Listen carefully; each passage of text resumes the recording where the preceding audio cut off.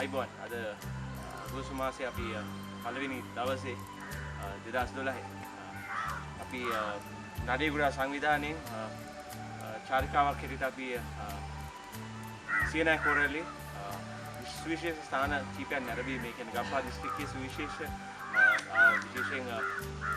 විශේෂ වැදගත්කමක් ඇති ඓතිහාසික වූද තැන් කීපයකට අපි ඔයාලව එක් කරන යන්න අපි අද මුල පුරලා තියෙනවා. අපි ඒකේ පළවෙනි අවස්ථාව හැටියට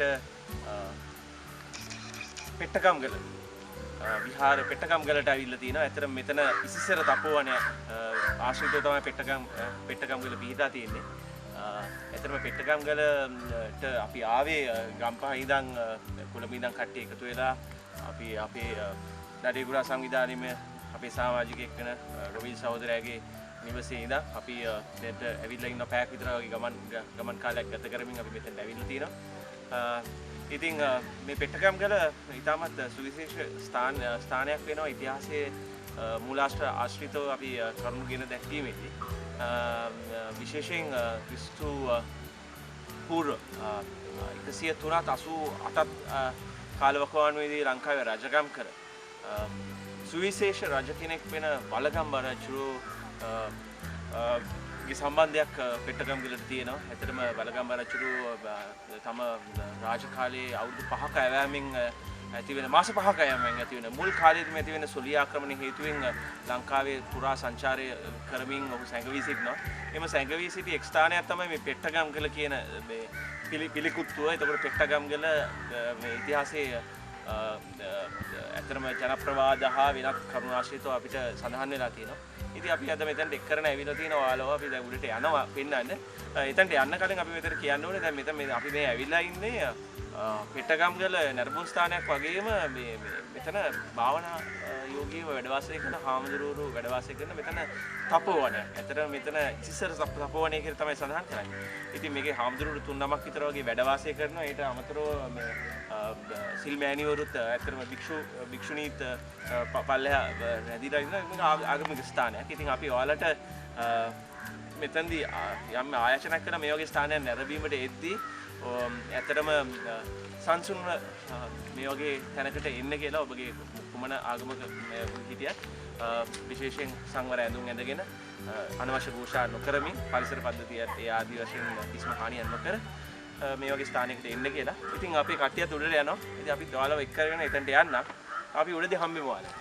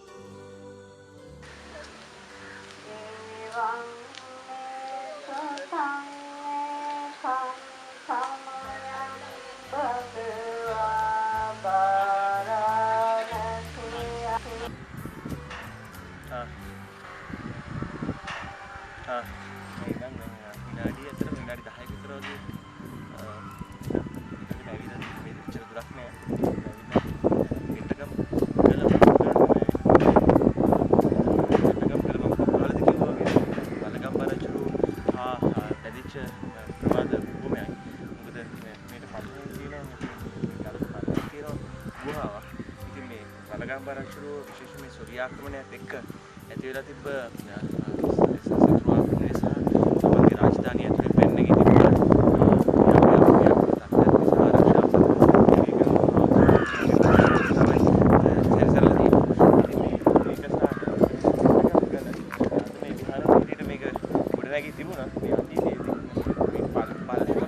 වළගම්බා රජුගේ සැඟවිසි ගුහාව තියෙනවා. මේ ගුහාවට යම්කිසි ආරක්ෂාවක් සඳහා මේ පෙට්ටකම් කියලා දැන් ඔබට පේනවා යම්කිසි ඒ ගල ඉරස් ආකාරයෙන් යම්කිසි ඉල්ලුමක් එක තියෙනවා. ඇත්තට මේක මේ යම් විසි ආරක්ෂා විධිවිධානයක් හැටියට ඒ කියන්නේ යම් කිසි සතුරු බලවේගයක් එම ගුහාව රජුරුවන්ගෙන් ගුහාවට ඉන්න රජුරුවන්ට යම් කරදරයක් පැමිණුනොත් එහෙම ඒ ආරක්ෂා සඳහා පෙරලීම් සඳහා තමයි මේක ඒ කාලේ යොදාගෙන තියෙන මේ වගේ ස්ථාන කීපයක් ලංකාවේ සෑම තැනකදී හම්බ වෙන විශේෂයෙන් වලගාමර රජුරුව පාලසිතෝ මෙවැනි ගල් සහ මේ ගල් ගුහා ආශ්‍රිත මේක කඳු ගැට ආශ්‍රිතව බොහොමත් ලංකාවේ හම්බ වෙන ඒ වගේ විශේෂ ස්ථානයක් තමයි මේක.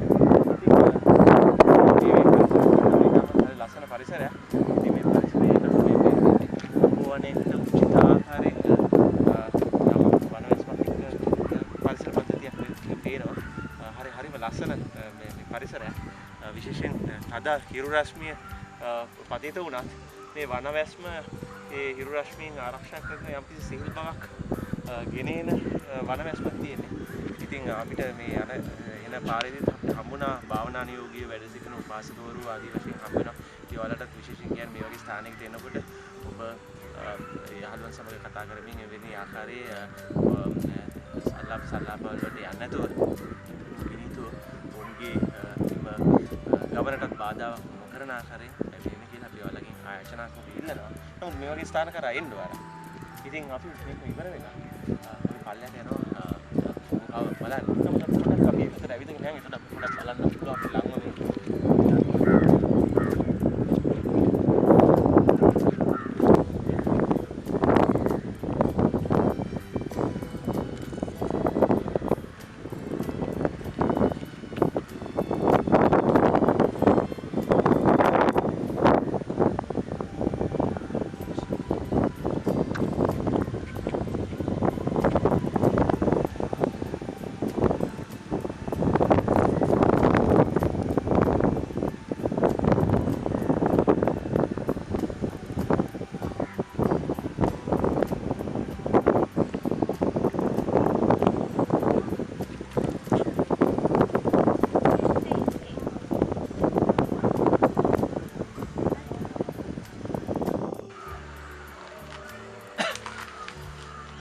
මේ අපි පිටගම් ගල යට මේ ගල යට අපි ඇවිල්ලා ඉන්නේ. එතන හරි ලස්සන තැනක් තියෙනවා. එතන මේ කලින් මේ හාමුදුරුවෝ ස්නානය කිරීම සඳහා මේක මේ ස්ථානයේ උල්පත් ආශ්‍රිත මේ ජලය යම් කටාරම් ආදී කෙටීමක් හරි යම් තාක්ෂණික ක්‍රමවේදයක් යොදාගෙන ගලේ ඇතුළට හාරලා එන විදිහකින් වතුර මේ උල්පත් ආශ්‍රිතව අර කඳු මුදුනේ ඉඳන් එන වතුර එතනට රැගෙන ආව බවක් මෙතන පේනවා. මේක ඉතින් රජ කාලේ ඉඳන් මේක භාවිතයට ගැලුණු තැනක් හැටියට තමයි අපිට හාමුදුරුවෝ සඳහන් කරේ.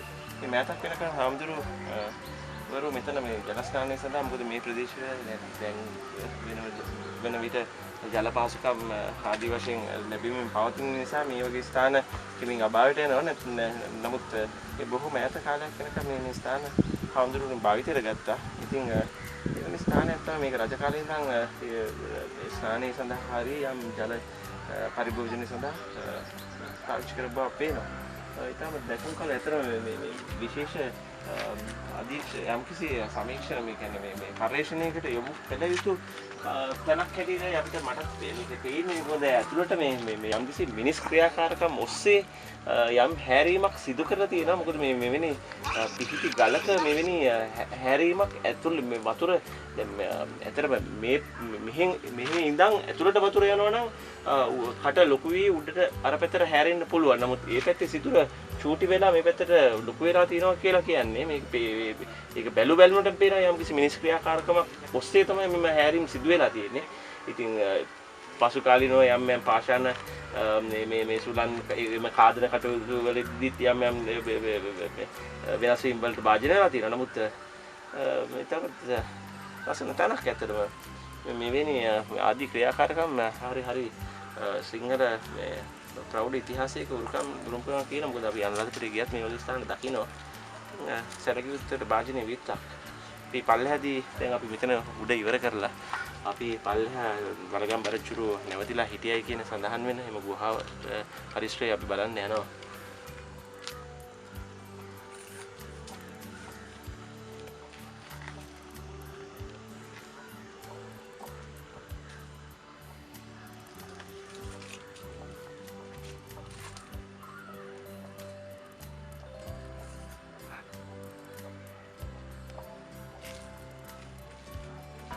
අපි පිටකම් ගල උඩේ ඉඳන් අපි නඩේ ගුරාගේ අනිත් සමාජික සමග අපි ගල් ගුහාව තියෙන මේ පිටකම් යට මේ ඩෑම් සහිත බැවුමෙන් බැහැලා අපි පැත්තකට යන්න ඕනේ. එතන තමයි ගල් ගුහාව තියෙන. අපි ගල් ගුහාව බලන්න යනවා. ඉතින් ඔයාලා එතනට යන්න මේ ගොඩක් බහුල් සහ දුගදත් එක්ක තියෙන පරිසරයක් ඇත්තටම මොකද දැන් ඇවිල්ලා ගල් ගුහාව ඇත්තටම කාලයක් තිස්සේ බහුලන්ගේ වාසභූමියක් කියලා තියෙනවා. ඉතින් ඔයාලට මේ වගේ ස්ථාන රැඳීමට එද්දී පරිස්සමෙන් ඔයාලගේ ආරක්ෂාවත් ගැන බලවාගෙන ඉන්න කියලා අපි ආරාධනා අපිට බහින්න තියෙන මේ පැත්තට ඇත්තට. මේ පැත්තට යන්න තියෙනවා.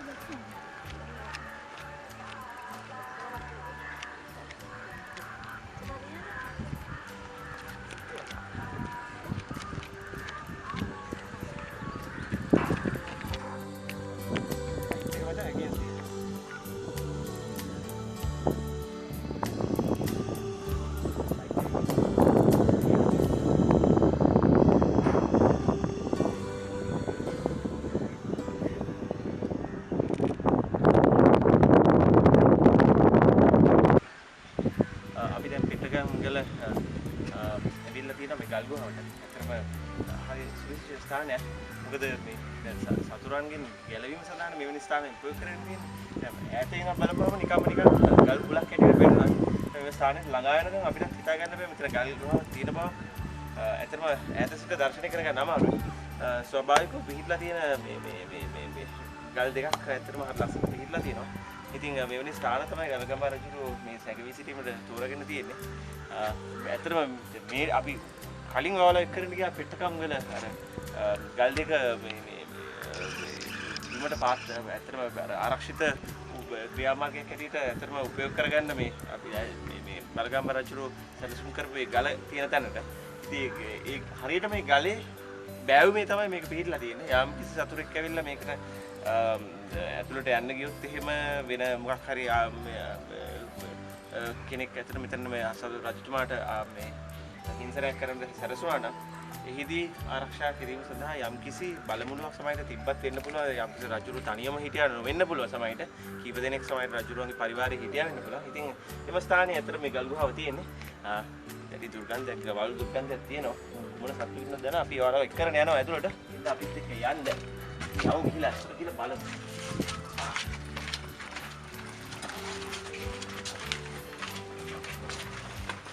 ඒක තමයි අමාරුයි. අපි දැන් මේ ගල්ගුහාවේ ඇතුළට ඇවිල්ලා ඉන්නේ.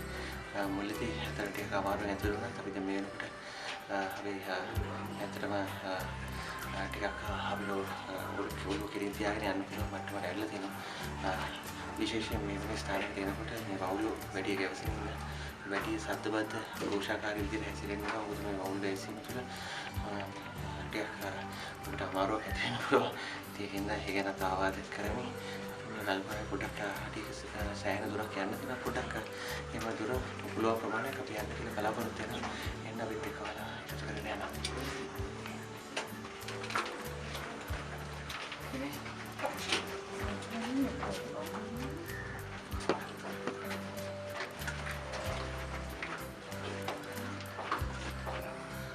අපි දැන් ගල්ගුහාවේ අපි සාමාන්‍ය අඩි 30ක් අඩි 40ක් වගේ දුරක් විතර වගේ ඉන්න තියෙනවා.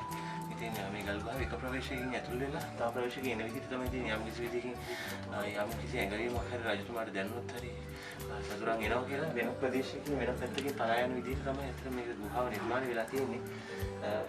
ඉතින් මේකේ මේ අතන ගුහාවක් තමයි මේ ගල් දෙකක් ඇතුලෙන් හැදිච්ච තැන. නමුත් මේ පිටවීමේ දොරටුව නම් යම් කිසි විදිහකින් යම් ක්‍රියාකාරකමක් තුලින් මේ යම් හැරීම් තුලින් මේ පිටවීමේ මාර්ගයක් හැටියට මේ සකස් කරා වන්නට පුළුවන් කියලා මට සාමාන්‍ය අනුමානයක් තියෙනවා. මොකද මේ හැඩතල ඇතුළේ තියෙන අණුව.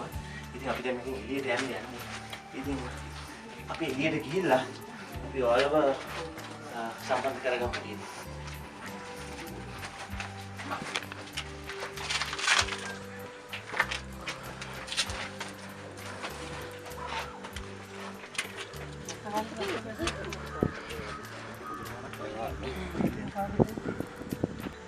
ඇත්තටම ගම්පහ දිස්ත්‍රික්කයේ මේ කොළඹ ඉඳන් කිලෝමීටර් කිහිපයක් ඇතුළ මේ ළඟා වෙන පුළුවන් ස්ථානයක් තමයි පෙට්ටගම්ගල.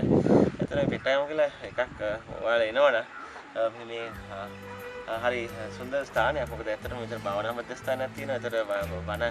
එතන වියනක් වගේ තියෙනවා. මේ යම් සිසිලතාවක් තියෙනවා. එතන මේ පෙට්ටගම්ගල වඩ දැක ගන්න පුළුවන් පුලිකුත්තුව ඒ ආශ්‍රිත වාරණේ ඒ ආදී ප්‍රදේශ මේකෙන් බලා ගන්න පුළුවන් ලස්සන තැන. ඒ වගේම මේ විශේෂ මේ ස්ථානයක් තමයි මේ ගුහාශ්‍රිත යම් අත්දැකීමක් ඔයාලා ලබා ගන්න පුළුවන් එකම ස්ථානය තමයි මේ ගම්පහ දිස්ත්‍රික්කයේ මේ ළඟම තියෙන තැන. ඇත්තටම මේ හරි සොඳුරු අත්දැකීමක් මේ ගම්පහ දිස්ත්‍රික්කයේ මේ අපේ සමාජිකයෙකුත් මේ ඔයාලා බලා ගන්න පුළුවන් කොච්චර අමාරුද තමයි මේ එන්නේ කියලා.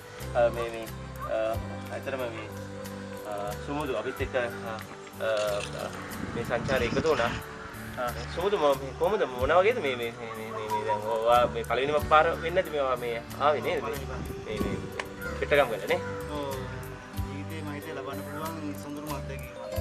අත්දැකීමක් මේ වගේ සුන්දර නිර්මාණ මේ ඉතාලිය වල තියෙනවද කියලා තරම් මේ يعني S2 අදහා ගන්න බැරි තරම් සුන්දරයි. මොකද මේක හදපු එකක් නෙමෙයි ස්වාභාවිකව පිළිඩපු එකක්. ස්වාභාවික පිළිඩපු එකක්. ස්වාභාවික පිළිඩපු එකකින්ද මේ ඇත්තටම ඒක හරි සුන්දර අත්දැකීමක්. ඔබ මේ ගුහාශ්‍රිත යම් මේ කේව් එක මේ විදිහට ඉන්න පළවෙනි වතාවද කේව් එකට ගියේ? ඇත්තද? ඉතින් ඇත්තටම මේ ඒක තමයි අපි ගොඩක් ඉන්නවා දියඇලි ආශ්‍රිත නොඑක් නිර්මූල ස්ථාන යනවා. නමුත් මේ ගුහාශ්‍රිත අත්දැකීම් අතර ලංකාවේ තියෙන තව ස්ථාන කීපයක් තියෙනවා. නමුත් ඒවා ඔයාලට ටිකක් ඈතට යන්න ඕනේ ඇත්තටම. ඉතින් නමුත් මේ ගම්පහ දිස්ත්‍රික්කයේ මේ ළඟ තියෙන තැන් වලට ඉස්සෙල්ලා වලට එන්න කියනවා. හැබැයි ඇවිල්ලා මේ ස්ථාන ආරක්ෂා කරමින් ඒ ස්ථාන පොලිතීන් ආදී දේවල් වලින් අපවිත්‍ර නොකර මේ ස්ථානයට කරදරයක් වෙන්නේ නැතුව මෙහි බවුන් වඩන යහඳුරුන්ට කරදරයක් නොකර නිශ්ශබ්දතාවය නැති කරමින් අපි මේ ගමන් ඔයාලා ගමනුත් ඉවර කරගන්න කියලා කියනවා. නමුත් අපිත් ගමන් තවත් නිර්මූල ස්ථාන කීපයක් යන්න තියෙන නිසා අපි සමාජිකව ලෑස්තිලා ඉන්නවා. ඉතින් අපි ඊළඟ නිර්මූල ස්ථානයේදී ඔයාලා සම්මත කරන නමුත් තවත් එක කාරණාවක් මට මතක කරගන්න නැත්නම් මේ පිටගම්ගලට ආවෙලාවේ තාමත් මේ ස්ථානයකට වෙන යම් පරිසර හානියක් නම් දැක්කම මොකද මේ ස්ථානීය මේ පරිසර යොදා මේ ඔයාලට බැලුවොත් ඇත්තට මේ පොඩක් බලා ගන්න පුළුවන් මේක දෙපැත්තකින් වෙන ස්ථානයක්. ඇත්තට මේ අපු දෙවියන් බැලුවා පිටගම්ගල දෙපැත්තකින් මේ ස්ථානය මේ සිදු වෙනවා. තාමත් කඳ දැවුම් සහිත තැනකින් නැත්නම් මේක මේ හරි අනේට ඔයාලට දෙන්න බෑ මොකද එක්ක පල්ලෙහාට ගෙනියන්න වෙනවා. නමුත් ඔයාලට යම් ආකාරයෙන් මේක බලා ගන්න පුළුවන් නම් මේ පෙට්ටගම්ගල මුදුනටම යනකම් මේ ගල් කඩමින් ඉතාමත් පරිසරයට හානියක් සිදු කරමින් ශබ්ද දූෂණයක් සිදු කරමින් ඉතාමත් හානියක් සිද්ධ වෙනවා. මම හිතනවා මේ වගකීම්තුන්ගේ අවධානය මේ සම්බන්ධව යොමු වෙන්න කියලා ප්‍රාර්ථනා කරනවා. ඒ වගේ පරිසර සංවිධානයක් ගැන ඊට විධිමත් බලලා අපේ ගුරුමයක් නෙමෙයි මේක අනාගත පරපුරට දායාද කර දිය යුතු උතුම් ස්ථාන තමයි මේ අද විනාශ කරමින් ඉන්නේ. අපිට කාව පොඩි පුතෙක් කියලා එයාලගේ අනාගත පරම්පරාව සහ ඒ ඉදිරි පරම්පරාව තමයි මේ දෙන්නේ දායාද තමයි එයාලා මේ අපුවා අපි යාළුවෝ දෙන දෙයක් නෑ. ඉතින් අපි යක් පිළියෙට ස්ථානයේදී අපි යාළුවෝ සම්බන්ධ කරගන්නවා.